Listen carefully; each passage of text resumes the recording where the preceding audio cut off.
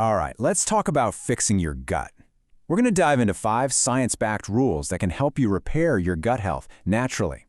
So if you've ever dealt with that annoying bloating, brain fog, or just that feeling of being off, this is for you. Because it all starts with understanding a pretty shocking fact about what's happening inside you, maybe even right now. Now, that might sound like some scary metaphor, but it's not. It's biological reality.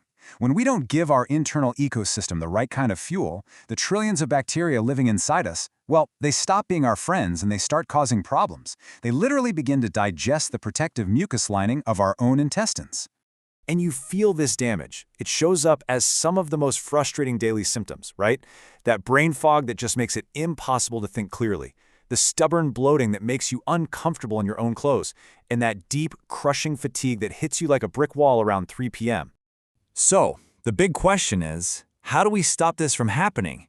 How do we start to heal? Well, the answer isn't some crazy complicated diet. It's actually about understanding and, just respecting your body's own built-in operating instructions. Okay, so let's dive into rule number 1.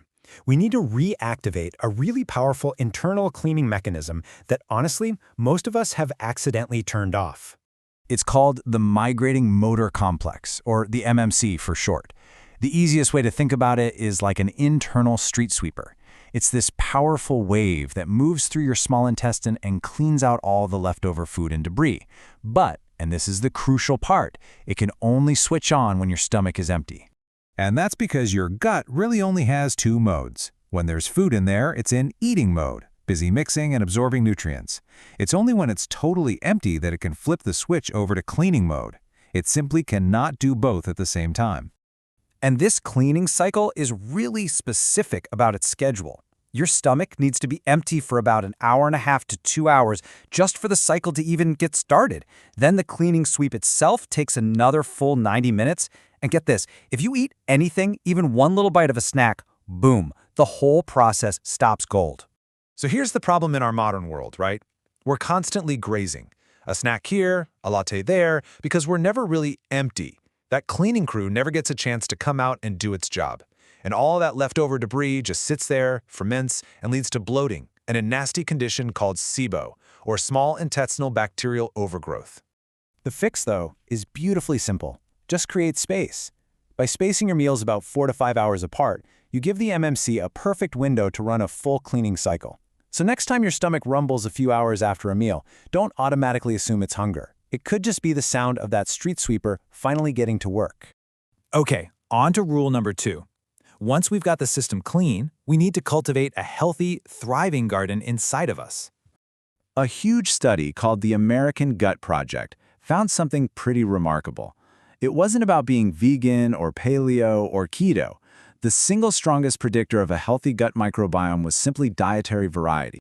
They actually found a sweet spot, a kind of magic number, eating 30 different types of plants every week. Now, I know what you're probably thinking. 30? That sounds like a lot.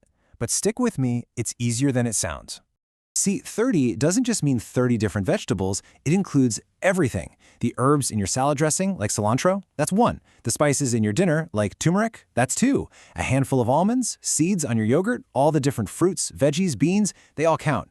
See, different bacteria like to eat different things, so the more variety you give them, the more diverse and resilient your internal ecosystem becomes. Now for a third rule. We're going to shift gears from what you eat to how you eat. And this one is all about the critical connection between your brain and your gut.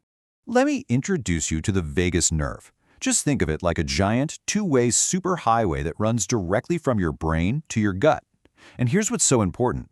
The flow of traffic on this highway, the signals that turn digestion on or off, is completely controlled by your stress levels.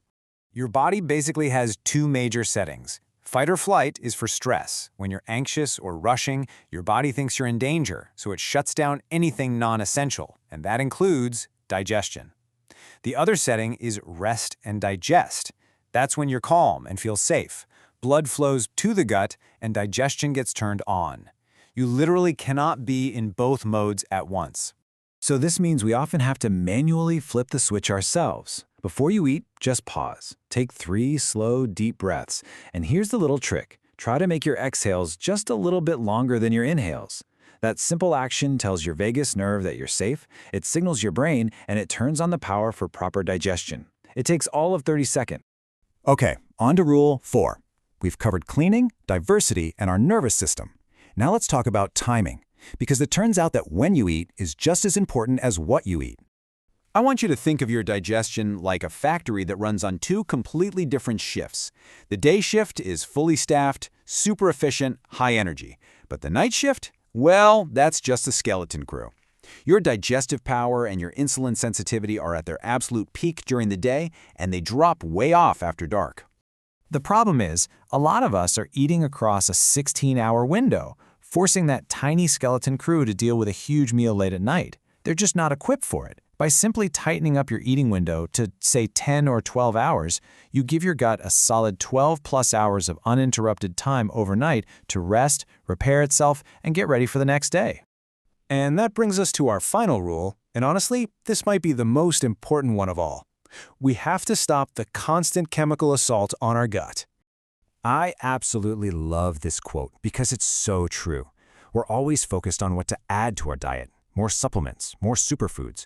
But sometimes the most powerful thing you can possibly do is just stop exposing your body to things that are actively harming it. Our microbiome is constantly under attack from things in our environment, but our defense can be pretty straightforward. With pesticides, you don't have to buy everything organic. Just try to prioritize it for the dirty dozen produce. For antibiotics, of course they can be lifesavers, but they should only be used when they're truly medically necessary.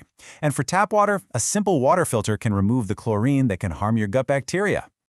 You know, the most beautiful thing about the gut is that it is incredibly forgiving. The lining replaces itself completely every few days. True health isn't built on some big, dramatic detox. It's built on the small, consistent daily decisions that nobody else even sees. So my question for you is, what's one small choice you'll make today to start rebuilding,